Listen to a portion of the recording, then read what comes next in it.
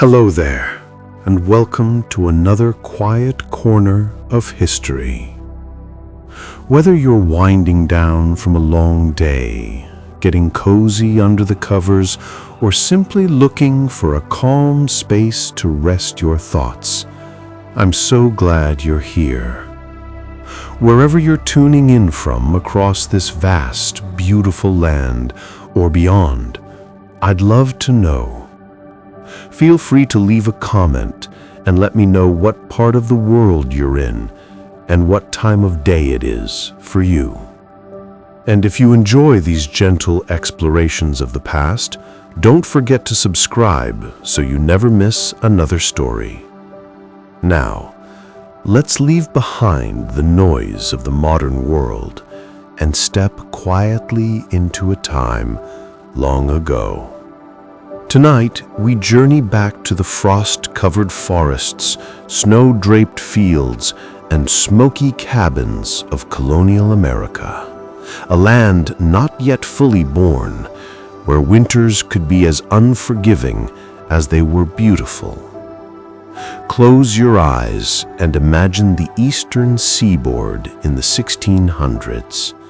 The trees are bare, their skeletal limbs creaking softly in the wind. Snow lies thick upon the ground. A soft gray sky presses down upon the world, and all around there is stillness, except for the crunch of footsteps on frozen earth. Winter in colonial America was not just a season, it was a test of endurance, of community, and of hope.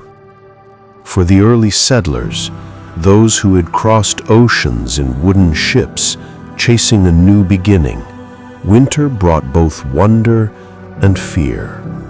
Imagine landing in a new world where the landscape is wild and the weather is unfamiliar.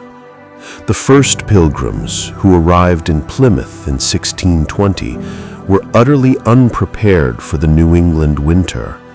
Their ships had arrived too late in the year to plant crops, and their shelters were hastily built, barely keeping out the biting cold. As the temperature dropped and snow blanketed the settlement, illness swept through the colony. Of the 102 passengers who had sailed on the Mayflower, only about half survived that first winter. And yet, even in their grief, they endured. Huddled together inside crude wooden huts, wrapped in cloaks and blankets, families prayed, mourned, and hoped. Each flickering fire was a fragile flame of survival. Food was painfully scarce. Rations often included nothing more than cornmeal, hardtack, or whatever game could be hunted in the frozen woods.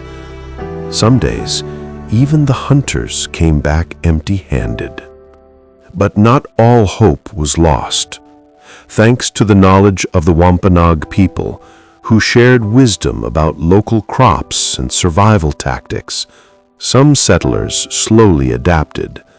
Still, every winter brought new trials.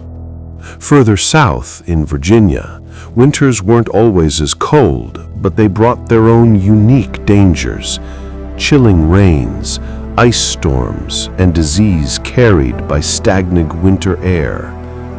In Jamestown, the winter of 1609 to 1610 would come to be known as the Starving Time.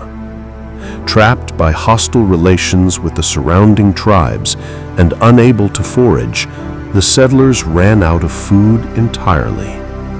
Historians estimate that of the 500 colonists living there that autumn, only 60 survived by spring.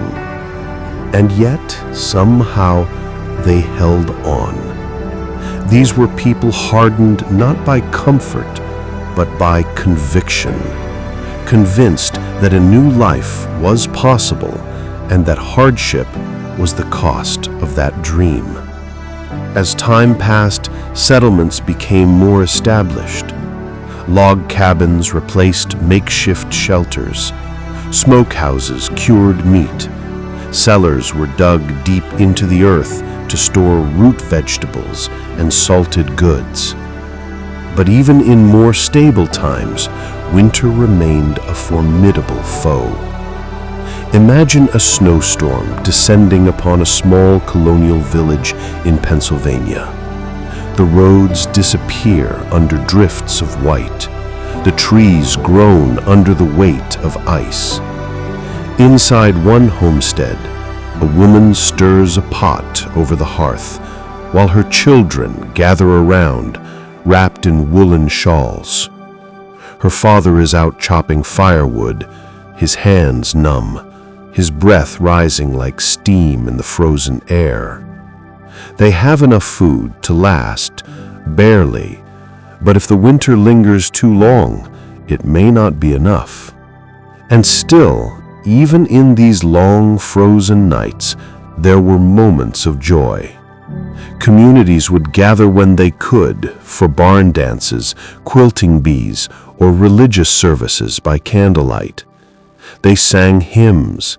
They shared stories by the fire. In such isolation, human connection was more than a comfort. It was survival. One beloved celebration was the